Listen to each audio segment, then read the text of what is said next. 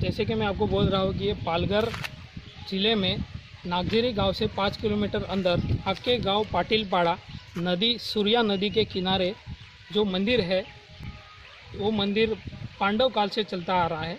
ये मंदिर में जो मूर्तियाँ है वो बताया जाता है कि ये मूर्तियाँ पांडवों ने रची थी और ये मूर्तियाँ है महालक्ष्मी, कालिका माता, रेणुका माता और सरस्वती माता की ये मूर्तियाँ पांडवों ने यहाँ पे प्रस्तावित की थी।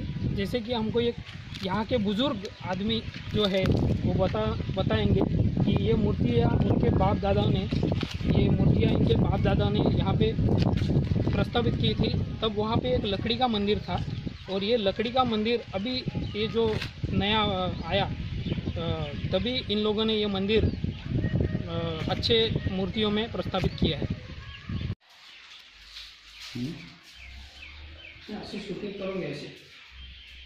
तो आपसे मैं और इस मंदिर के बारे में और कुछ जानने के लिए यहाँ के स्थानीय व्यक्ति जो बुजुर्ग है और इनका ये कहना है कि चार पीढ़ी पहले से ये मंदिर है।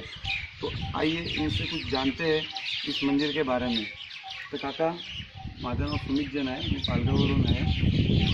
मला या मंदिरबद्दल जाणून घ्यायचे आहे की मंदिर कधी बांधलेलं आहे, कोणी स्थापना केलेली आहे, तुम्ही इथे किती वर्षापासून आहे आणि मंदिर तुमच्यासमोर कधी आता नवीन जे बनलेलं आहे। तर माझा प्रश्न असा आहे तुमच्याकडून की बाबा हा मंदिर कधी स्थापना केलेली आहे? 5 वर्ष किती वर्ष झाली? मंदिर हे नवीन बांधलं जेव्हा 5 वर्ष आणि ह्याच्या अगोदर जेव्हा ही मंदिर जेव्हा स्थापना केली त्याला किती वर्ष झाली? तुमच्या आजोबापासून का वडिलांपासून? 4-5 पिढी असतील। 4-5 पिढी असेल। आमची आता 5वी पिढी चालली। 5वी पिढी। अच्छा, मग तुमचे जे खापर पंजोबा होते त्यांनी मंदिर हे प्रस्तावित केलं का? आम्ही लहानपण आमचा जन्म पण नाही माझं मंदिर आजोबांनी तेव्हा मंदिर आजोबांनी बांधलेलं आहे। आम्हाला पण आठवण नाही ते म्हणजे आता आमच्या आठवण्याचं मंदिर बनवलं। अच्छा, आणि इकडे जत्रा कधी भरली जाते? जत्रा पूर्वी भरत होती ना, 5-6 वर्ष झाली आमच्या हातून चालू झाली। अच्छा, म्हणजे याच्या अगोदर तुमच्या अगोदर म्हणजे आजोबा वडील होते तेव्हा जत्रा भरलेली, त्यानंतर भरली नव्हती। पाथार तिकडे बैसेला राहायचे ना। तर इकडे ते देव होते त्याने मूर्त तिकडे बसवली। अच्छा, तसे बंद झाले। अच्छा, मग तुम्ही आता राहायला लागले इकडे तर 6 वर्ष आम्ही करायला लागले। आता तो कसा पण येतो इकडे।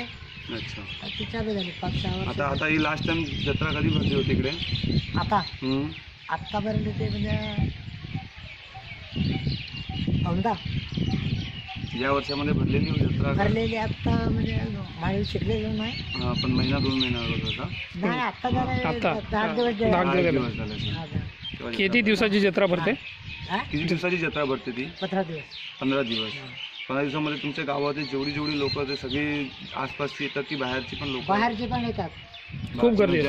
गावातली लोक इथून गर्दी खूप असते। नातेवाईक आहे त्यांना माहिती आहे ते येतात।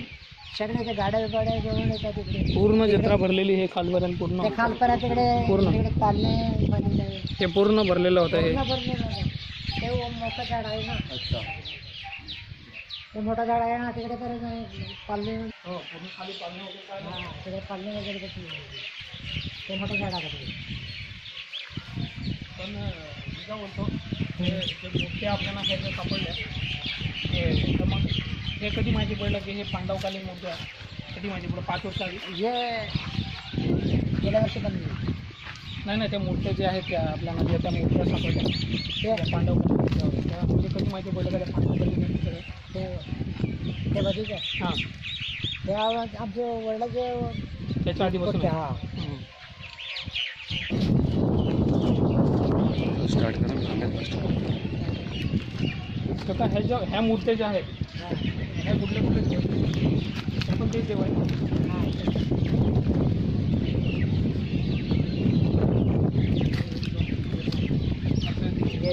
रापण आहे ते पण देव आहे। आणि ह्या मूर्त्या म्हणजे ह्यांना त्यांनी बघून पांडव आहे हे 5 पांडव।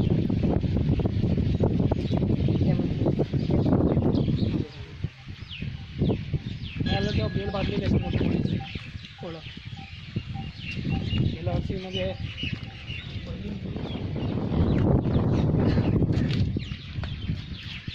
किती झाली झाडांना? या झाडांना किती वर्ष झाली? झाडा झाले 2,000 वर्ष झाले. 2,000 वर्ष? बापरे.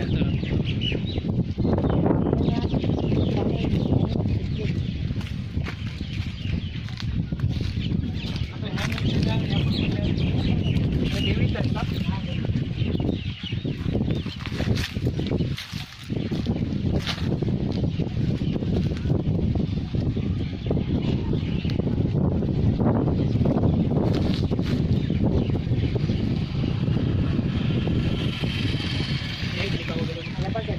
कुठल्या कालिका रेणुका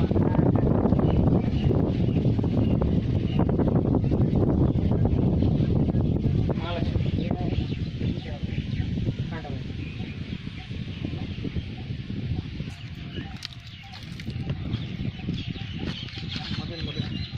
मधून